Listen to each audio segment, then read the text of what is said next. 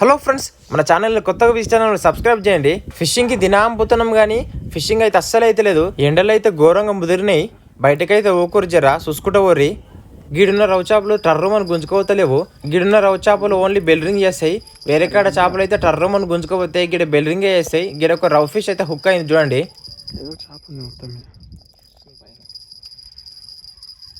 ఈ జాగలో పెద్ద పెద్ద రవ్వ చేపలు ఉన్నాయట, కానీ మనకైతే హుక్ అయితే లేవు. అవి ఒకరోజు హుక్ అయితే చూపిస్తాం మీకు. ఫిషింగ్కి దినాం పోతున్నా, కానీ ఎండ మాత్రం మామూలు కొడతలేదు. జర చూసుకుంటూ పోరి. ఘోరం ఎండలు ఉన్నాయి. డిస్క్రిప్షన్లో ఒక వీడియో పెడతా, ఈ ప్లేసులనే వాటిన మంచిగా వచ్చింది, ఒకసారి చూడుర్రి.